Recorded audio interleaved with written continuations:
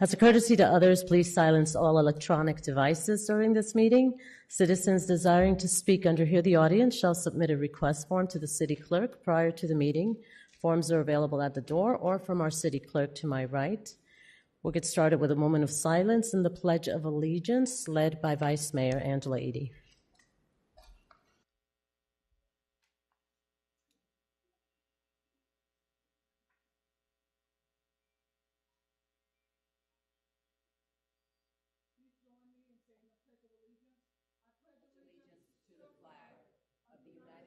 Of America, and to the republic for which it stands, one nation, under God, indivisible, with liberty and justice for all. Thank you.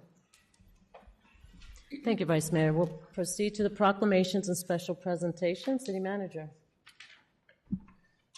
Thank you, Madam Mayor. Our first proclamation is for Irish American Heritage Month, and if the Commission would join our recipient, Mr. Greg Sean Canning, from the the Florida Ancient Order of Hibernians. Sorry.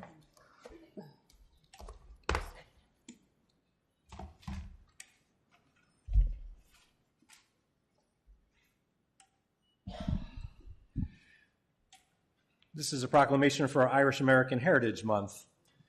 Whereas by 1776, nearly 300,000 Irish nationals have emigrated to the American colonies and played a crucial role in America's war for independence. And whereas 5 signers of the Declaration of Independence were of Irish descent and 3 signers were Irish born, and whereas Irish Americans helped to fashion a system of government for our young nation, and whereas 22 presidents have proudly proclaimed their Irish American heritage. And whereas in 1972, Irish-born James Hoban provided the architectural plans for the White House and served as one of the supervising architects for the construction of the Capitol. And whereas Irish-born Commodore John Barry was recognized by the United States Congress in September of 2002 as the first flag officer of the U.S. Navy. And whereas Andrew Jackson, whose family came from County Antrim, served as Florida's military governor following the acquisition of Florida by the United States. And whereas Irish Americans, since Americans' inception, have provided and continue to provide leadership and service to this nation's political, business, and religious establishments. Now, therefore, the City Commission for the City of Kissimmee hereby proclaims the month of March as Irish American Heritage Month in the City of Kissimmee.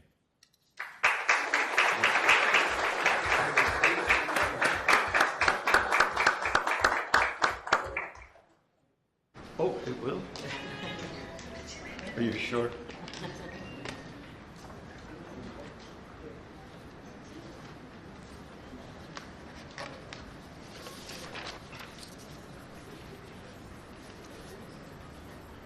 Mayor Espinosa, City Commissioners, ladies and gentlemen, Giagrich Trinona, good evening. Once again, on behalf of the Irish American community in Florida, and the Ancient Order of Hibernians, the oldest and largest Irish organization in the world, tracing our roots back to the 1500s as the ribbon societies, I would like to express my gratitude for your kind consideration in designating March as Irish American Heritage Month. St. Patrick's Day, March 17th, is without question the biggest celebration of a national day across the globe. Throughout American and Canadian cities, in Ireland, the United Kingdom and Germany, Norway, Denmark, Australia, and New Zealand, in South Korea, Japan, Nigeria, Grenada, and on the island of Montserrat, off the coast of South America, which is the only other country in the world to declare St. Patrick's Day a national holiday. People will be celebrating around this globe their heritage and proclaiming themselves Irish for the day. This proclamation coincides with festivities that are currently underway as Irish Americans once again gather to celebrate their heritage throughout the state of Florida. During the month of March, Irish Floridians proudly reflect on the legacy of their Irish forebears, who have contributed significantly in the areas of education, business, sports, literature, science, engineering, medicine, law enforcement, and the arts. These are just some of the contributions that have been made not only by the Irish, but by so many ethnic and racial groups who came to these United States from the four corners of the world and who have assisted in developing this great country of ours.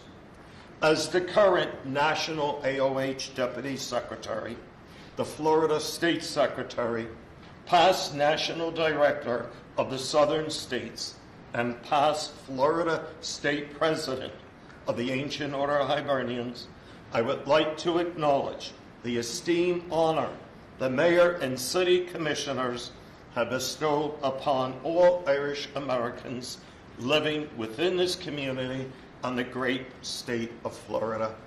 Guramahagud, Agus lo Elapodric Ve Hanagwich. Thank you, and have a blessed St. Patrick's Day.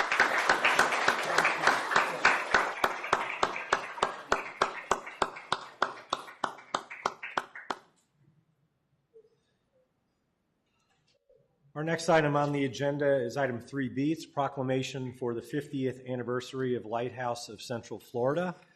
And will Caleb Stunkard, president of Lighthouse of Central Florida, please approach the commission. Whereas Lighthouse Central Florida was established in 1976 to provide services that promote independence, opportunity, and dignity for individuals who are blind or visually impaired. And whereas for 50 years, Lighthouse Central Florida has positively impacted the lives of residents throughout Central Florida, including the city of Kissimmee and Osceola County, through comprehensive vision rehabilitation, education, and employment services. And whereas Lighthouse Central Florida and its employment division, Lighthouse Works, have demonstrated a long-standing commitment to inclusive employment and economic opportunities for individuals who are blind or visually impaired. Now, therefore, the City Commission of the City of Kissimmee hereby celebrates the 50th anniversary of Lighthouse Central Florida and commends them for 50 years of dedicated service and meaningful contributions to the City of Kissimmee.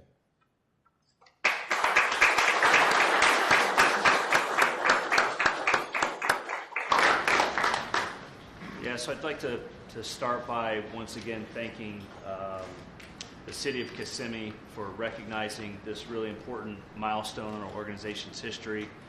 We're the only nonprofit in Central Florida that provides comprehensive vision rehab services to individuals who are blind or visually impaired. We serve hundreds of clients every year, many of which are residents of Kissimmee. We serve babies, toddlers, kids, teenagers, adults, seniors, and so everything we do, we're extremely proud. As you heard too, we have a fair number of employees, hundreds of employees who are blind, visually impaired as well. Providing valuable economic contributions to our community rather than relying on it. But none of what we do would be possible without strong community partners like the City of Kissimmee. And so once again, I just want to thank you all for this important recognition. We're honored to be here. So thank you.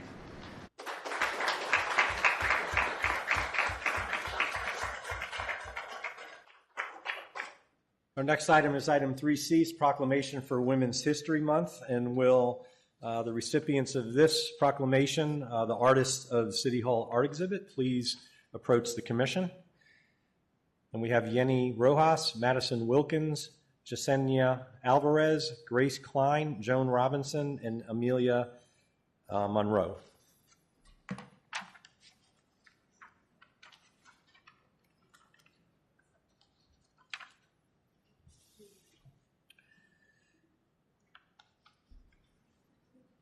And whereas Women's History Month honors and celebrates the struggles and achievements of American women throughout the history of the United States, and whereas American women have continued to play a critical economic, cultural, and social role in our county and city, and whereas women have played an important role throughout the history of our nation by providing the majority of volunteer labor force, and whereas women of all walks of life, from businesswomen to volunteers to stay-at-home moms to government officials, have improved our country and our nation. And whereas Women's History Month is an opportunity for us to recognize the contributions of women who've made our nation and the city of Kissimmee a great place for countless years. Now, therefore, the City Commission of the City of Kissimmee hereby proclaims the month of March 2026 as Women's History Month in the City of Kissimmee.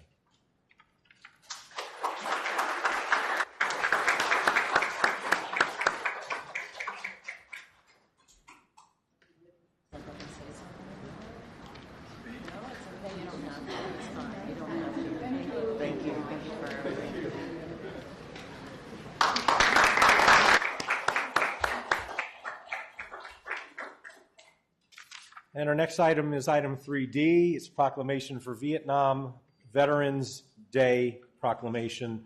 And then our recipient for tonight will be Bill Johnson, a member of the American Legion Post 10. Whereas the Vietnam War, also known as the Second Indochina War, military struggle was fought in Vietnam from 1959 to 1975.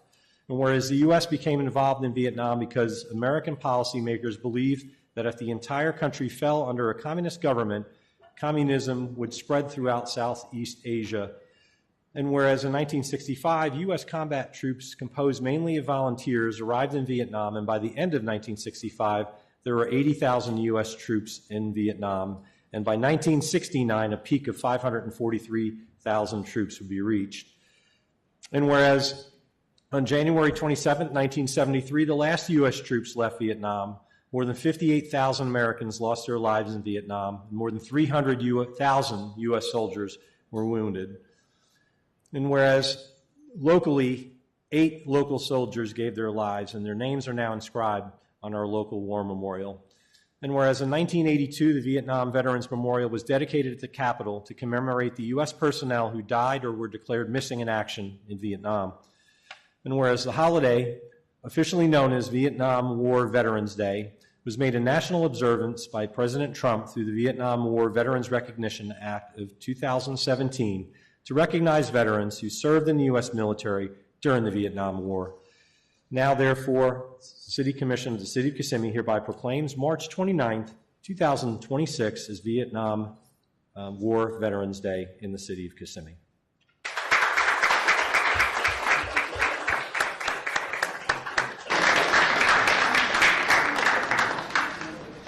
As a Vietnam veteran, I'm proud to be able to accept this for the Vietnam veterans, those alive today, those who passed away, those who didn't make it home, and the families that they left behind.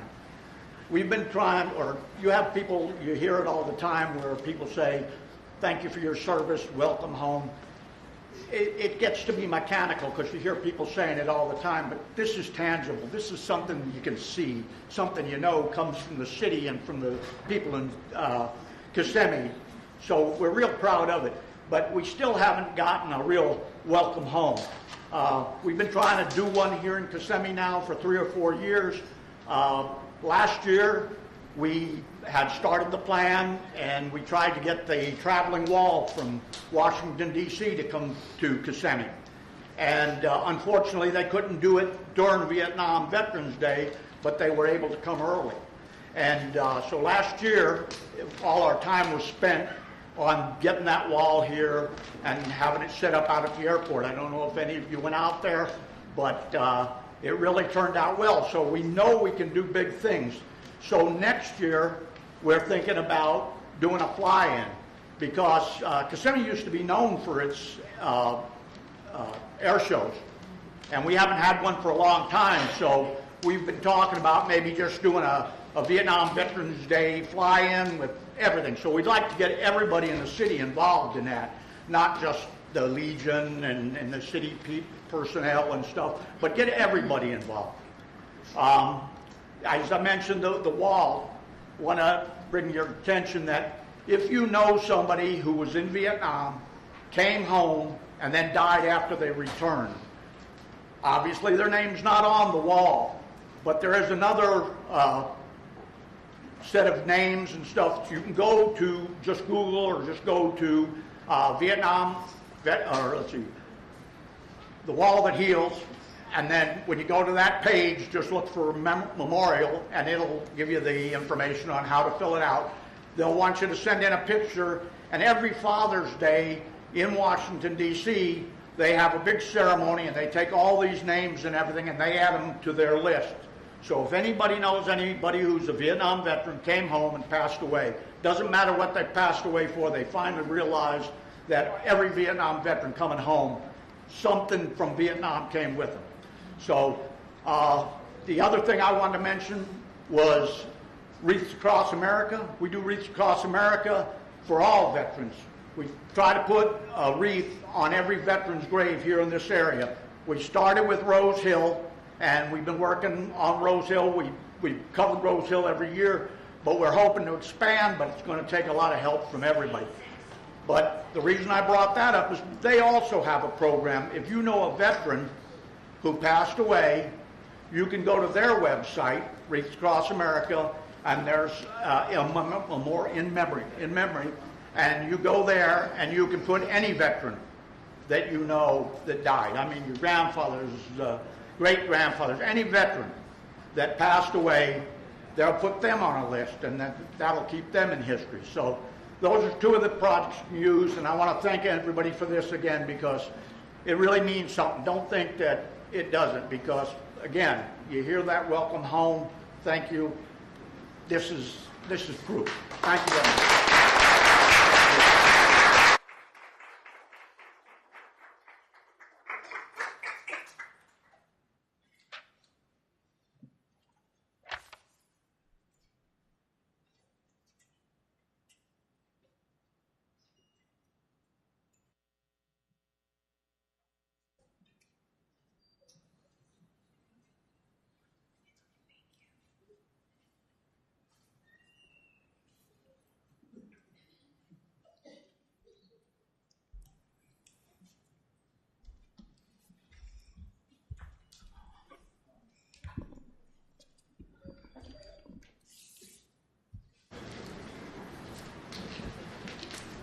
Thank you, City Manager. We're done with our proclamations. We'll move right on to service awards for January, February, and March of 2026. Thank you, Madam Mayor, Commissioners, ladies and gentlemen. This is our opportunity to honor those who are employed by the city that have reached milestones in their years of service with the city of Kissimmee.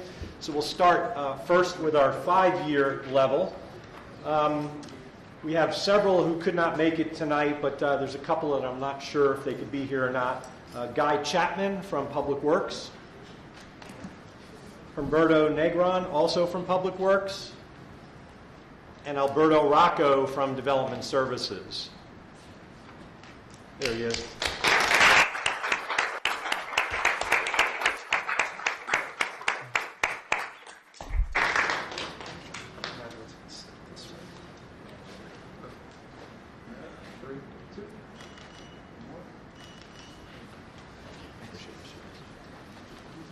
We also have several that could not attend tonight. Luis Martinez from Development Services.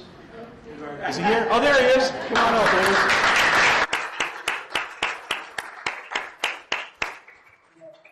I don't know why.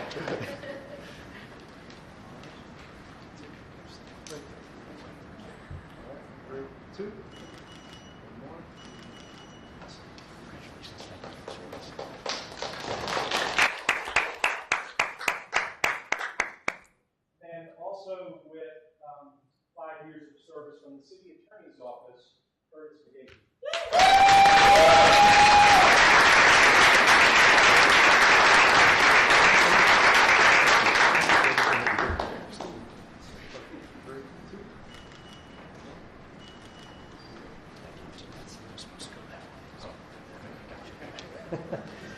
And then we also have from Public Works, who we honored as Employee of the Month last month and recently passed away, Stacy Stoddard from our Public Works Department.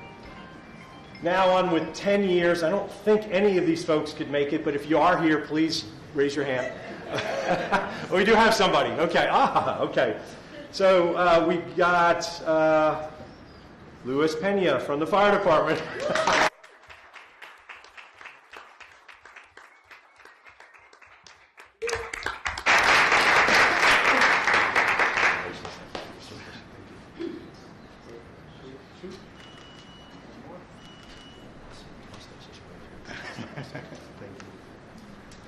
then we also have several others with 10 years, and again, if they're not here, oh, we do have somebody else that's here.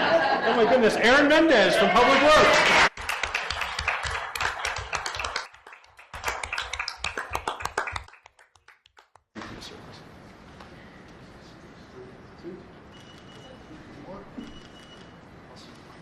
Got to get my eyes checked here.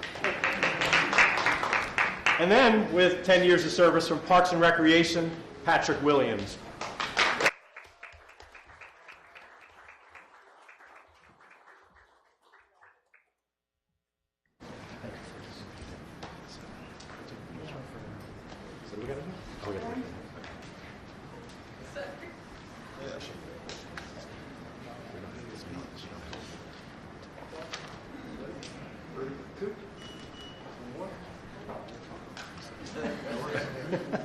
You want another one? I didn't want to say no. All right. We were going to post for that one. So we have several that could not make it tonight. Erica Allen with Public Works, Samantha Bridle with Development Services, Kellen Maxime from Parks and Recreation, and that's all we have for the 10 years. Now with 15 years with the Fire Department, Chris Clem.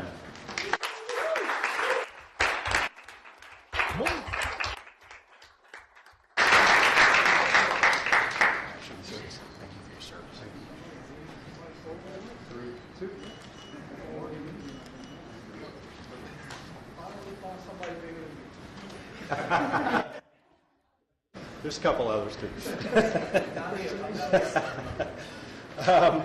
We also have from Fire Department, I'm not sure he could make it, Brad Ellig. No? And then we also have from Information Technology, Drew Leathery. From the Police Department, Eric Longsworth. And from Public Works, Willie McKinnon. So that's it for our 15 years. With 20 years, I know he's here, from the City Manager's Office, Austin Blake.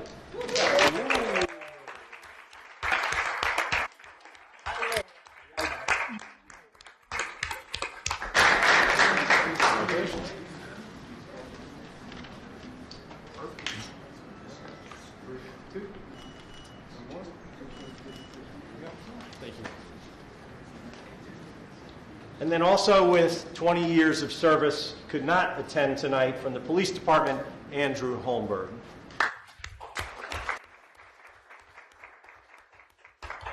And we also have an honoree with 25 years of service from the Police Department who could not make it tonight, Georgie Torres.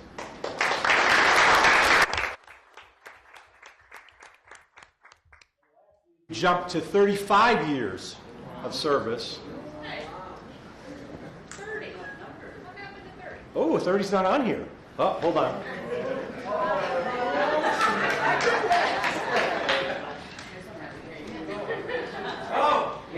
Hi, Austin, you did this, didn't you? Oh, you know what? It says 30. Oh, I don't know why I'm reading. I'm having an issue. Sorry. My goodness gracious, you're not old enough to even be 20 years here. Are you kidding me? I'm 30, trust me. Oh, even DeWalt.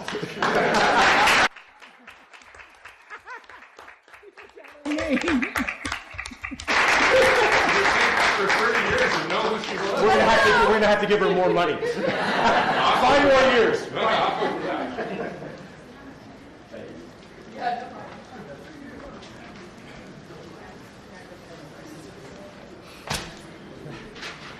That's a lot of service awards. Well, thank you all for what you do year after year. We are wrapping up that part. Now we're going to go to public hearing, first and second. Hearing none, we'll move right on to public hearing again. Being none, we'll let them leave. We're going to go right into hear the audience. If any of the members wish to speak of the public, please go to the right over here and fill out a card, or in the back. We appreciate it. Thank you. While they're making their way out, we've got several cards, so we'll start with Mr. Richard Herr. 3 minutes, sir, for the record. Your name and address.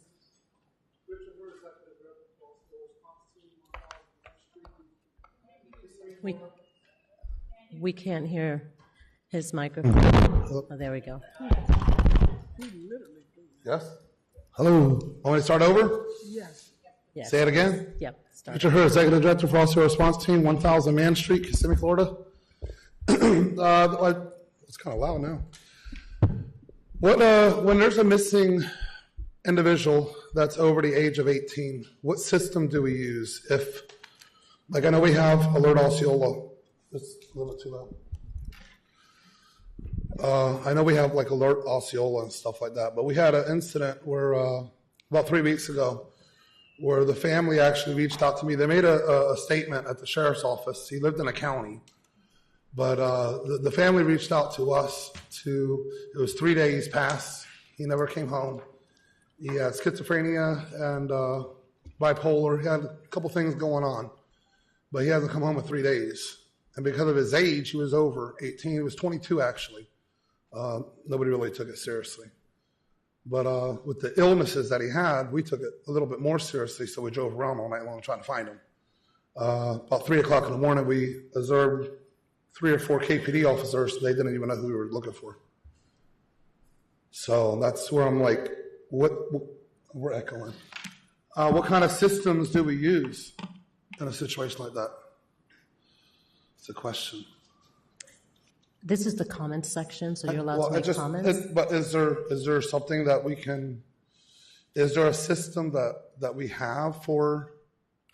The City of Kissimmee does not provide direct social services. We fund outside entities, and then Osceola County, under the state statute, is responsible for providing social services within Osceola County. So we could provide you a contact with Osceola County for that assistance.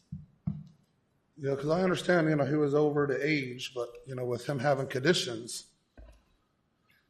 it's something that I think all of us were, if everybody's alert, everybody works together and try to find them.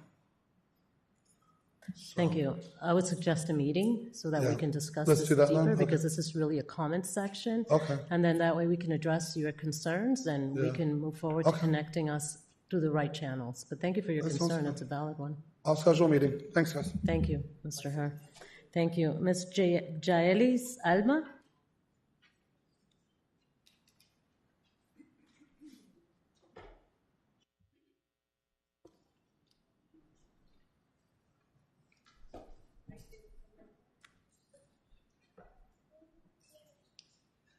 Your name and address for the record. You do get 3 minutes for your comments, and then the microphone will turn off. Okay, thank you. I'm speaking on behalf of a mother who lost her daughter tragically in a motorcycle accident because in Florida it's not required to wear a helmet. She was out celebrating her birthday a little bit early, and she left behind 2 small children, one who was 3, one who was 6 years old, and now her mother is in charge of raising the children because of somebody's negligence. She's pleading. She has a petition with about a little bit over 400 signatures, and she's hoping that this doesn't happen to another family where their child, sibling, mother is taken tragically, unexpectedly. Thank you. Sorry to hear that. Thank you for your comment. Ms. Sybil Miranda?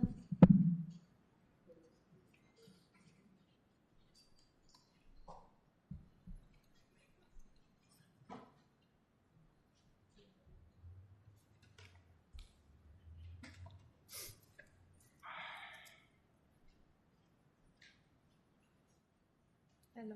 Good evening, everyone. I'm here this evening on behalf of the Concepcion and Colon family. Her daughter, Oriana Concepcion, on December 6, 2025, age 27, passed away in a motorcycle accident. So she's trying to file a petition or looking for resources and help to see how the Florida state law can change from not having to wear a helmet to now legally having to wear a helmet. And that's why we're here today.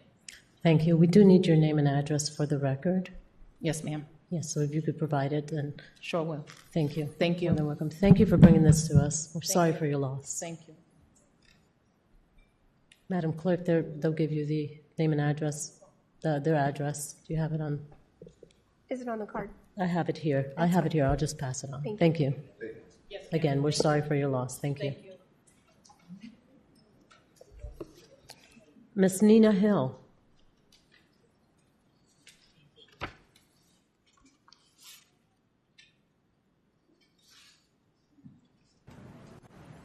evening, everyone.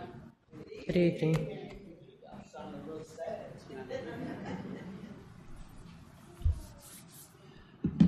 Good evening, Mayor and Commissioners and all that are on the diocese tonight. Good evening. Good evening, Ms. Nina. We do need your address for the record, and then your minutes will start. Yes. Thank you so much.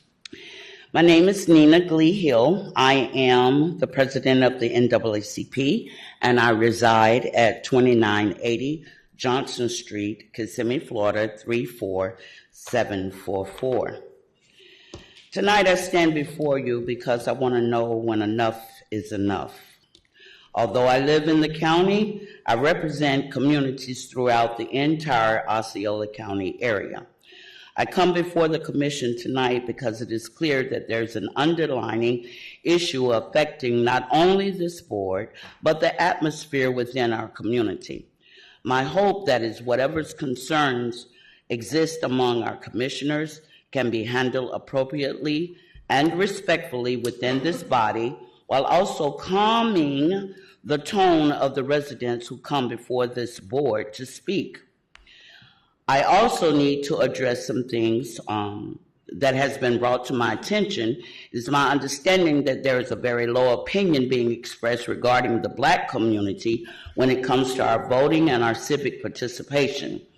If that is the perception, then I want that same energy remembered when election season comes around and those that are sitting out in the audience waiting as candidates that are seeking to stand in our Black churches or come to our NAACP meetings to stand on your platform and tell us who you are and what you're all about. We want you to keep that same energy if you're worried about whether or not we're going to make it to the polls, because we will.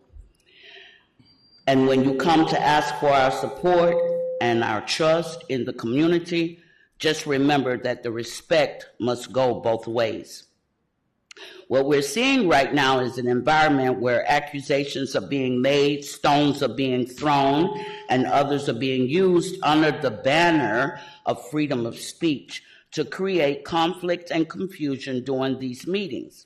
When that happens, it prevents this commission from focusing on the real concerns of our residents, and the work moves our city forward. Right now, many of our institutions are under scrutiny. The Sheriff Department, the Kissimmee Police Department, and even members of this commission. In a climate like this, we must especially be mindful of how we conduct ourselves. We're entering a time of significant legislative changes, laws that will impact nonprofits, community organizations, and the resources available to serve our residents. These changes will affect all of us, not just some. Because of that, we cannot afford to continue to remain divided or operate in a chaotic environment. Please understand that our city deserves leadership that can rise above conflict. Yes, ma'am. Amen. Thank you, Ms. Nina. We appreciate it. Ms. Stephanie Nelson.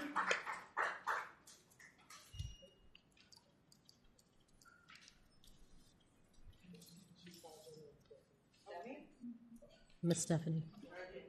No problem. Your name and address for the record, please. Stephanie Nelson, 1715 Sunny Street, Kissimmee. Good evening, Commissioners. My name is Stephanie, and today I am not here with questions. I'm here with a statement. I am tired. I am tired of the harassment. I'm tired of lies. And I'm tired of the constant attacks coming from people connected to this administration. Ms. Evans has been called a racist. Let me be clear that that is false. That is offensive, and it is a deliberate attempt to discredit her. She has Cuban children. She has a black daughter. So when those accusations are made, it says more about the people making them than it does about her. What we are seeing is a pattern of deflection, a pattern of intimidation, and a pattern of refusing to take responsibility. There have been situations where law enforcement has been involved in ways that raise serious concerns. The Kissimmee Police Department is not personal security. It is not there to be used against residents who speak up. Taxpayer resources should not be used to intimidate or silence the public. At the same time, I continue to see coordinated attacks on social media. People connected to you go online, spread narratives, and attempt to bully anyone who speaks out. You cannot pretend to be unaware of it. You are responsible for the environment you create. You cannot continue to act like none of this is happening. You cannot continue to ignore it, and you cannot continue to shift blame. There are ongoing concerns, formal complaints, and serious questions being raised about ethics, transparency, and decision-making. Instead of addressing those concerns directly, what we see is distraction and denial. That is not leadership, that is avoidance. At some point, you have to take responsibility. Because right now, what the public is seeing are people being attacked for speaking, concerns being dismissed instead of answered, leadership that refuses to be accountable, and me and Ms. Evans are not going anywhere. And these are the questions. Stop the harassment, stop the abuse of power, and start taking responsibility, because this community deserves better. Thank you. We will now move on to Mr. Alex Salemi.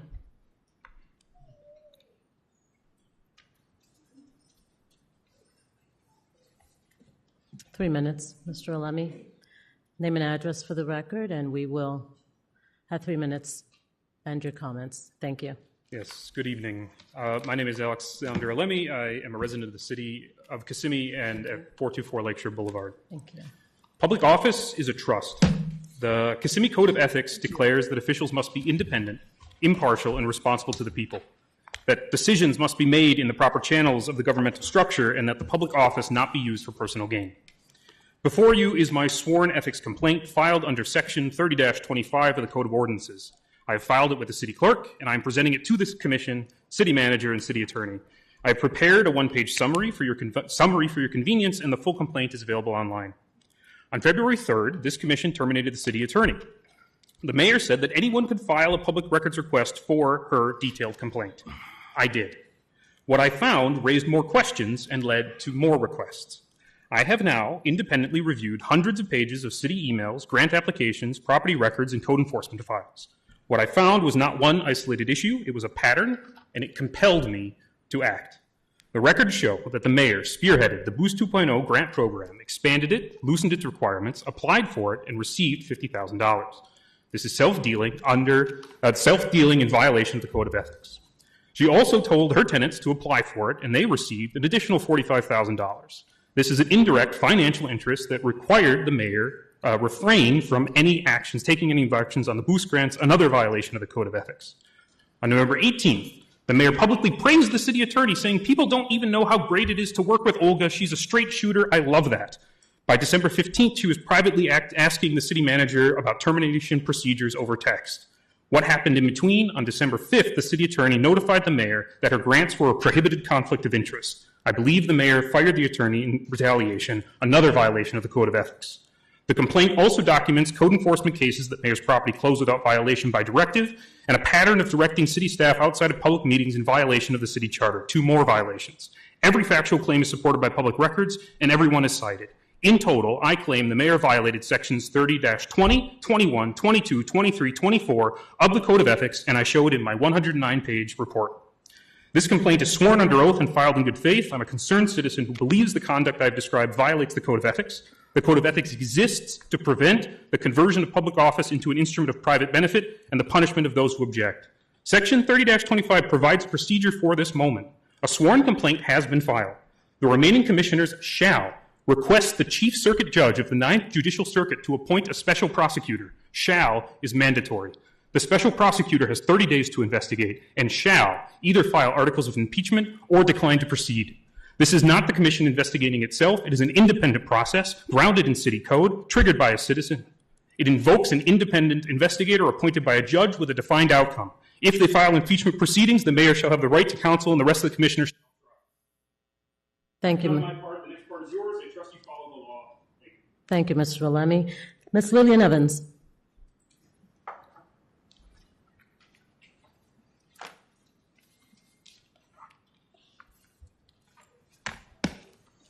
Lillian Evans, 1715 Sunny Street.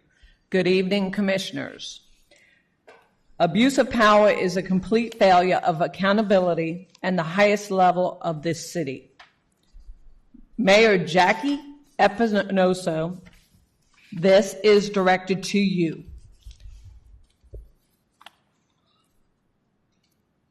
This is about clear and repeated pattern of behavior. $50,000 in grant-related funds, demurral grant, high-value gifts not properly disclosed. This is not an oversight. This is not failure to accountability. Disclosure is required under the Florida law. The public evidence of travel involving you and your husband. Are you serving the public or benefiting from your position? Public office is not for personal gain.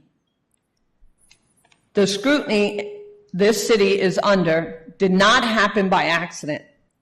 It is the result of leadership decisions. DOJ is here because of what has been happening under your leadership, Jackie.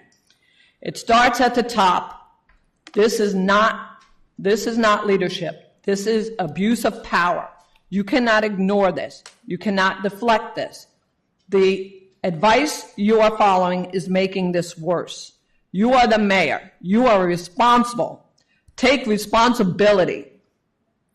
Disclose everything. Be transparent. The people of Kissimmee are watching. Trust is broken. Fix it. Also, question, Ms. Mayor, who was the one that came out of their way to bring your granddaughter a COVID test? Can you answer that question? It's a person that you discredit and talk so much bad about him. Wade Coach, sitting right here, and you discredit him after what he did to save your granddaughter. Shame. Thank you, Ms. Evans. Appreciate your comments. Mr. Jordan Rivera.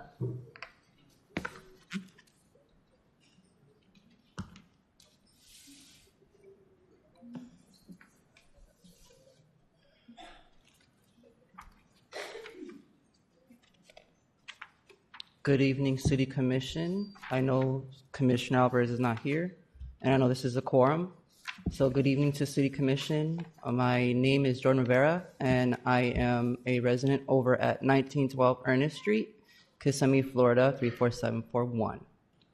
And I would like to say to all of you here on the City Commission Board, and to everyone watching, because it is public record, so you don't have to record, I am thankful. Happy St. Patrick's Day. The city is doing beautiful, and I can't wait to see the improvements. And I'm moving because of a certain individual here. God bless, and thank you for your time. Thank you. Appreciate it. We will now move on to Jeremy Fetzer. Surname and address for the record. 3 minutes, at which time the microphone will turn off. Jeremy Fetzer, 120 Broadway, Suite 304, Kissimmee, Florida, 34771. Tonight I'm going to bring up an actual serious issue. Tonight I'm requesting the impeachment and also I'm asking for the censure of Commissioner Jeanette Martinez based upon violations of Code of Ethics, Chapter 30, Article 2, Code of Conduct, specifically Section 3022C, special treatment for self and associates, Section 3023A, conflict of interests, Section 3023B5B, failure to disclose financial interest, and Section 3022, fair and equal treatment. These violations stem from the Commissioner's undue influence to secure a one-of-a-kind conditional use permit for her best friend, her landlord, and nonprofit business partner outside the city's established PUD process for a food truck park. On September 3rd, Development Services Director Craig Holland made a statement on record noting that the staff felt threatened by Commissioner Martinez's influence regarding her best friend's application. Commissioner Martinez has attended the pre-application meeting in person and was involved in all email communications related to this permit. On October 7th, Commissioner Martinez on record stated and confirmed the personal relationship that this was her best friend who received this one-of-a-kind permit. On January 20th, there still remains an open violation of Florida law for attempting to cure an invalid recusal, as the Commissioner failed to state on record the nature of the conflict for the conditional use application was brought back on appeal. The Commissioner's actions and the staff's own account made them feel threatened and concerned for their job if they did not assist in getting the Commissioner's best friend this one-of-a-kind permit at a location at the time where her own food truck was operating. Additionally, the use of Mr. Alemi's lack of awareness to advance and approve the conditional use permit under his chairmanship of the Planning Advisory Board further implicates him as complicit in this effort to benefit Martinez and her associates. Based upon these actions, I'm formally requesting the Commission vote tonight to censure and impeach Commissioner Jeanette Martinez. Thank you. Thank you, Mr. Fetzer. We will now move on to Stella Syracuse. Thank you. Stella Syracuse? Syracuse. Thank you for being here this evening. Your name and address for the record, please. You get 3 minutes to state your concern. Good afternoon. Well, my blood pressure is already high. My name is Stella Syracuse, and I am a business owner in Kissimmee at 596 East Osceola Parkway in Kissimmee. And I'm here to speak about the subject of food trucks. And I realize it's not on the agenda, but I feel it's important that you receive some feedback from a brick and mortar business owner. I feel I'm here to represent myself and in many ways every brick and mortar business in the community. I want to be clear, I support entrepreneurship, I support diversity, I respect anyone who works hard to build a business. But I also believe in fair business. And right now, the many way food trucks operate in Kissimmee, I do not believe is fair. Those of us who invest in permanent locations pay property tax, tangible tax, impact fees, maintenance inspections, and follow every regulation required by city, county, and state. We have to. I'm asking for stricter rules and stronger code enforcement efforts, specifically regarding licensing, food and safety practices, and where food trucks can and cannot park. These standards already exist for brick and mortar businesses, and mobile food vendors should be held to the same level of accountability.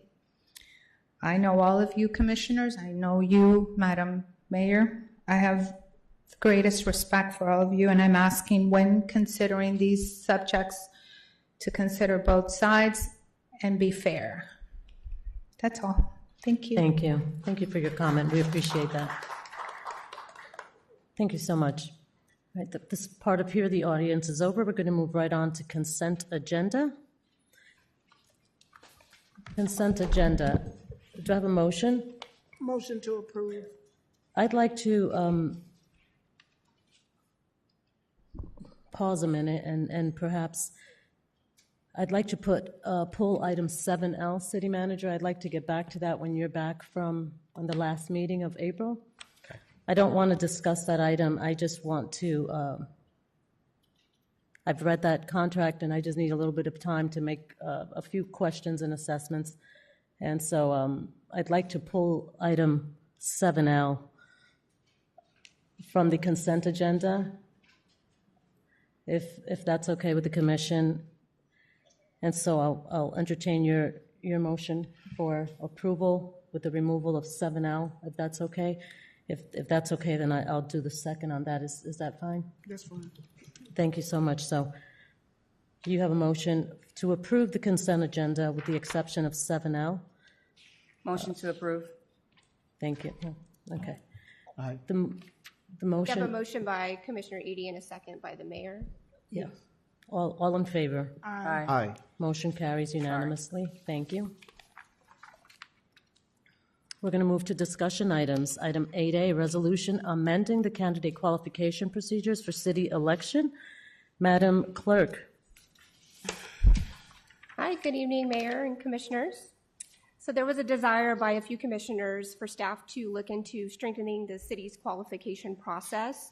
So our goal in reviewing the existing resolution was, of course, to identify any gaps in our process, but also to create one uniform document that outlined the qualification procedures and just better define the roles of the candidates, staff, and the city commission.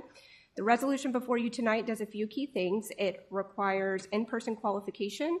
It clarifies city residency expectations. It strengthens identity verification, and it sets particulars on the documents to be submitted. Candidates must now provide at least 3 document types listed in sections 10A through H, which demonstrate city residency. This is what we're considering the traditional path to qualifying. We also tried to look at the process more holistically and from all angles, and we did recognize that not everyone is going to have those traditional documents.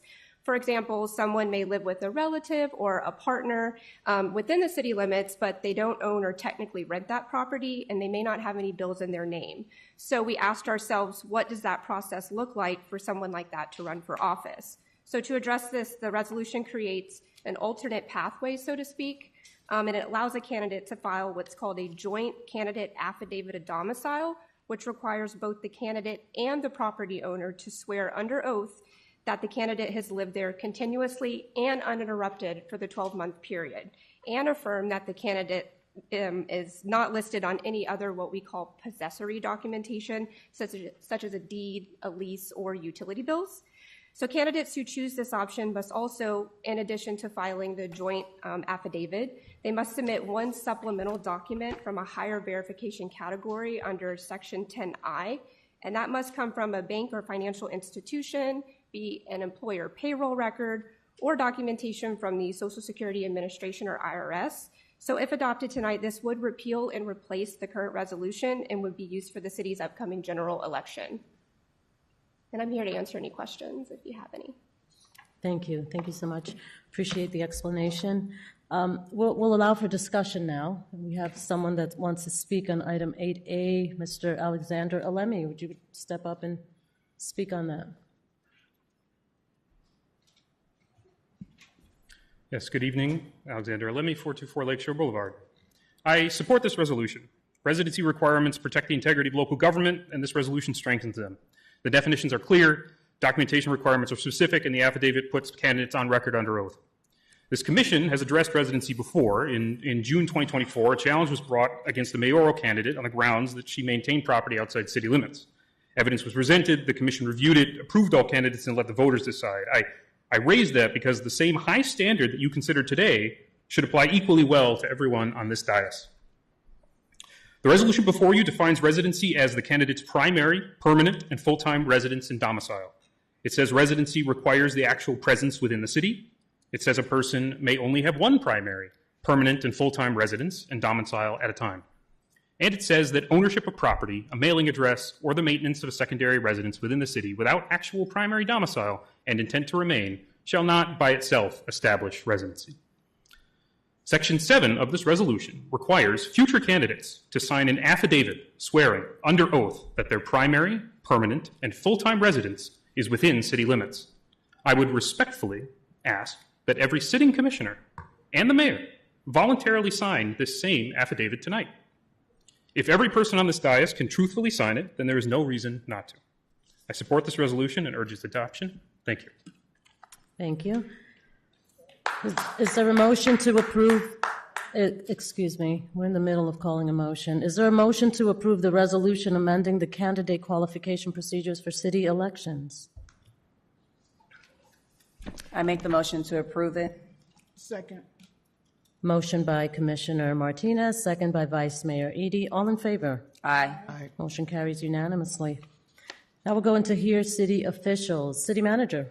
Thank you, Madam Mayor, Commissioners. Just a reminder, Saturday from 12 to 4 at Lakefront Park is our Cowtown Festival, the 143rd birthday of the city of Kissimmee. And just a reminder, Commissioners, I'll be out of the office Thursday and Friday of this week. Thank you. Thank you, City Manager. City Attorney.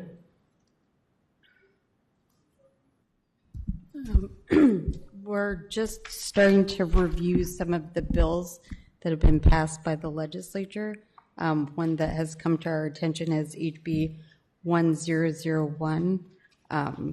I do believe in reading it that there's that it probably will be challenged and will be overturned before implementation. So that's all I have. Thank you, City Attorney. We're now going to move on to the City Commission. I'd like to do something a little different. I'd like to have our State Representative Jose Alvarez come up to the podium. And I didn't want to put him under here, the audience, because we've had some discussion on this, and I'd really like to give you not just the 3 minutes, but allow you to speak not just on what's happening at the state level, but also, giving us an update, but additionally about a wonderful incentive initiative that you have brought forth. So thank you for being here tonight with us. Thank you, Madam Mayor, members of the dais. It's so great to be here. I have not been here since the day I retired. And actually, my last meeting wasn't even done here. It was done at the Civic Center because of COVID. I have not stepped foot inside this room ever since. First time I see my picture on that wall. Well, welcome. And I can tell you that when I walk in this chamber, I'm always at awe.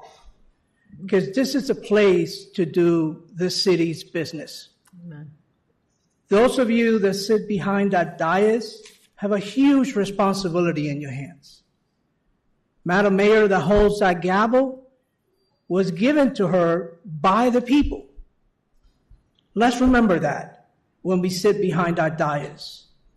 And those that come in front of this commission should respect the way this city conducts business. Because we don't do business for one individual.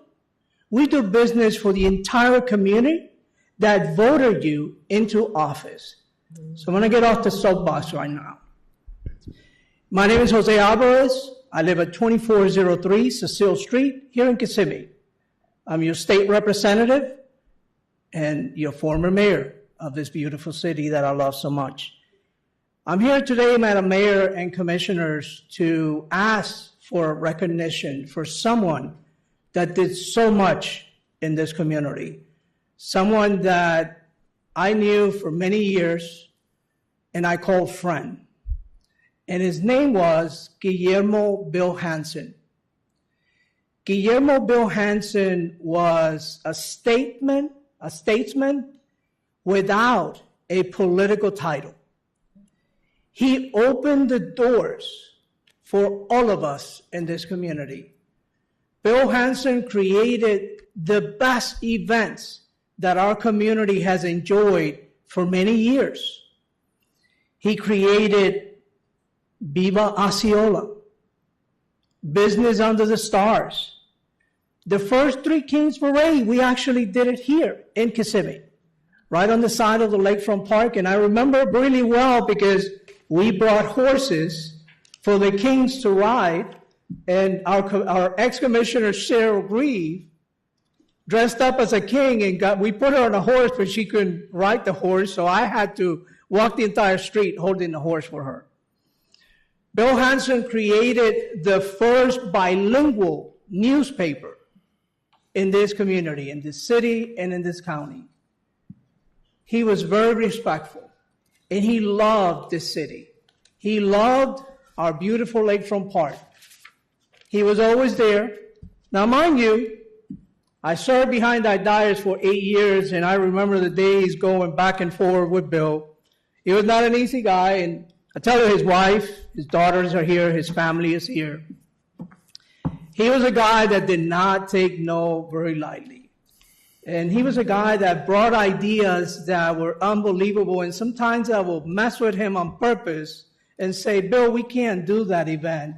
Just because I knew that he will find me wherever I was. Somehow he had a tracker on me, and he will bring it 100% better. And there's not one event that this city did on behalf of Bill Hansen that our community did not enjoy. Even to this day, our community enjoy those events. We see it in that Lakefront Park when they come in to enjoy it. That Viva Osceola events brings us thousands of people that enjoy our community, and in return, our businesses progress from it because they pick up business from those people that come in. I would love for this commission to approve a dedication for Bill Hansen. And there's different ways that this commission can take that can be done. There's different processes that and policies that the city can approve and move forward with that dedication. One of them that I recommend, which personally is the one I love the most, we have a park here, it's called Ruby Park. And I personally would like us to name that park Guillermo Bill Hansen Park. If that can be done, I think it's a simple process. The name Ruby Park has no historical into it. Bill Hansen does. Every event that touched that ground, he had something to do with it. And I think that that will be a great dedication. I believe another process that the city has is where we plant a tree and put a plaque. And that's something that we can actually go and look for a grant. I see the city manager nodding his head, brings me back memories. I'm scared. But that's another process. Actually, Ruby Park, I think, is one of the most simple things for this commission to agree to do in his name, in his memory, to dedicate Ruby Park after him. It will be there forever, and we will hold his name in memory forever. So I hope that this commission can think about this and hopefully approve as you guys do your discussion behind the dais that you do. It is an honor to be here with you guys. It's an honor to be inside this chamber once again. Thank you so much, and you guys be blessed. Thank you. I really appreciate that. Thank you. What a great moment. I would encourage our commission to consider this. I think there's a few options, city manager, that we can approach. Perhaps you can shed some light on this. Yeah, so I was going to say mayor, but representative, it's Ruby Plaza, the brick plaza in Lakefront Park. Okay. Yes, please approach. No, by all means, please. Yes, it's Ruby Plaza. I'm sorry. Okay. I called the park. It's Ruby Plaza. So yeah, that would just take a simple vote of the commission. The park, Lakefront Park itself has components to it. We have the event lawn. We have Veterans Lawn, which was renamed, I think, after the park was developed. Yes. In our partnership with the American Legion. And so renaming, I think Ruby Plaza was simply named because it used to be Ruby Street, and we closed it and created the plaza. So renaming it in his honor would just take a simple vote of the commission. And then we also have a memorial naming tree planting policy that simply all it takes is a request, which Representative Alvarez has already made. And then our Parks Department would select a location which we could find probably in proximity of that area if the commission desires. And as Representative Alvarez said, there would be a plaque placed at the foot of the tree and would be there for the life of the tree. And if I'm sorry, Mayor. Go right ahead. I think Ruby Plaza will be actually the more economical way, I think, to go to the city. So really the taxpayers don't incur any type of hit on the taxes that they pay in the city, but while it's really memorized. And to the deputy attorney, bills have not been signed. Bills, a lot of the bills that went through the House did not go through the Senate. We are out waiting on special session to go back to do budget because we haven't done budget yet. Governor has not signed. Out of 1,900 bills, we passed about 120 bills, and none of them have been signed. That is a very scary law if it passes. I actually spoke in the floor of the House in reference to it, so we have to be very careful. There will be some new laws that, if signed, will affect local government immensely. This year was one of the highest years to go after local governments that I've ever seen in all my years in office. But I'm sorry, I just wanted to make sure you knew that nothing has been approved. So really, it's a bill, but it's not passed. So hopefully I pass it down to you guys, and hopefully you guys can approve in the naming of Ruby Plaza after Bill Hanson, if it's all possible. Thank you so much. Thank you. Thank you for Madam bringing Mayor. that to us. We really appreciate that. Madam Mayor, so just in case the commission does decide to do anything tonight, just to make sure we check all the boxes, all we would be looking for tonight would be a consensus to make sure we conform with policy. There is a public hearing that's required, so we would just want to get a head nod. We'd be able to come back on a public hearing, and then you can make your final motion. I move to approve this initiative. I Fellow second. Commissioners, thank you. All in favor? Aye. Aye. Unanimously. Perfect. We'll bring it back. Thank you. Thank you, Deputy City Manager. I appreciate it. Thank you, Mike. I appreciate this. I think it's a great moment. Thank you, Representative. It's really a wonderful thing. And to the family, I'm honored to be a part of this along. Thank you. Thank you for being here today. What a great moment. We appreciate that. We appreciate the legacy. And that's really what we want to memorialize, is the legacy of great people in our community. So thank you. Thank you for being here today as well. All right. We will now move on to the rest of our commissioners. Commissioner Martinez, would you care to speak? Can everyone hear me? All right, just making sure that we got feedback at our retreat where people were having difficulty hearing in the back, so I wanted to make sure that I could be heard. I wanted to respond briefly to a few comments. But first of all, before I go into that, I want to say congratulations to all the women in History Month. We are amazing. We have 3 sitting on this board right now up here, and also we have 3 more on my right-hand side. But all of you guys are resilient. You too, sweetie. Sorry, I almost missed you. So thank you so much for coming out, being a part of this event, and always acknowledging the legacy that we leave behind as women. Following that, Irish. Happy St. Patrick's Day as well. Right? I forgot to say. Yeah, that's hence the green. Goes with my eyes. I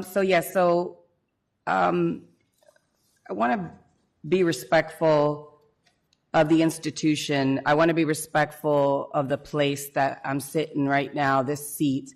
So I'm not going to go into details to things that have no relevance coming here and bouncing off the walls. There's a certain place and a time for everything, and there's procedures to be followed. So I have in front of me, which I can make copies if anyone wants. It's called evidence, proof, documentation of any and every accusation made against myself to be false, in black and white. Not by my voice, not because I want to say it, but it's because it's factual. I'm not going to sit here and defend what I don't have to defend because there's nothing to defend. Also have another stack right here, which these are ready to be given out. These are the trips and the expenses made to Puerto Rico.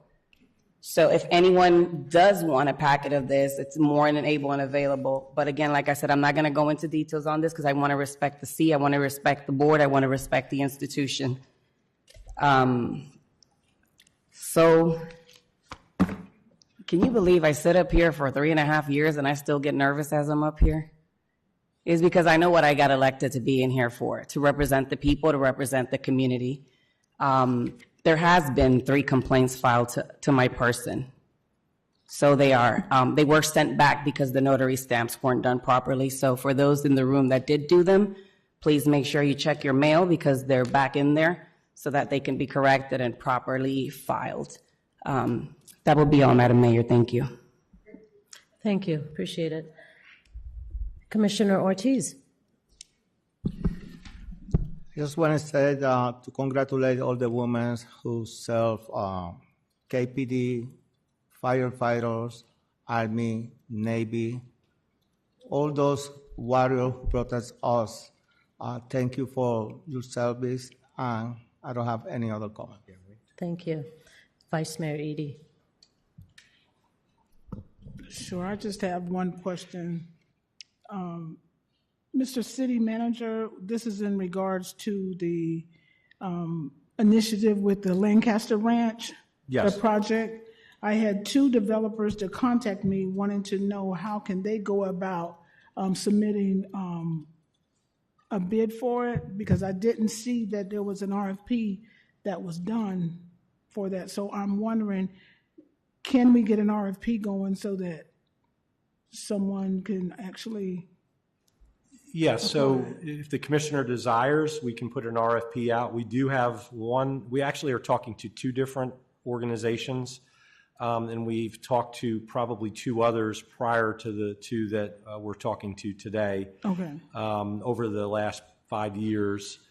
We have an unsolicited proposal ordinance that when they get ready to go through like they want to actually go through and are serious about submitting, they would then submit a fee and then go through a process, and then that would come to the commission, and then the commission, if you wanted to proceed with the unsolicited proposal that was submitted, then there's a public hearing, there's a notice that's posted, and that notice gives other developers the opportunity to submit. It's a very similar process to what we followed with the hotels downtown. However, you can avoid that if the commission decides to do an RFP process, which we would dictate essentially the timing and the receipt of proposals. Okay. So it's up to the commission if you would like to do that. So I'd like to make a motion that we do the process via RFP for this project. For the field house? Mm-hmm. I'll second your motion. All in favor? Aye. Aye. Carries unanimously. Thank you. Thank you. Okay, so we'll put together an RFP. We'll be bringing it back to the commission for review, and then we'll publish that. Okay. Perfect. Thank you. Thank you. So I'll call them. Thank you. Anything else, Vice Mayor? No, ma'am. Thank you. Thank you. All right, so it's my turn to speak.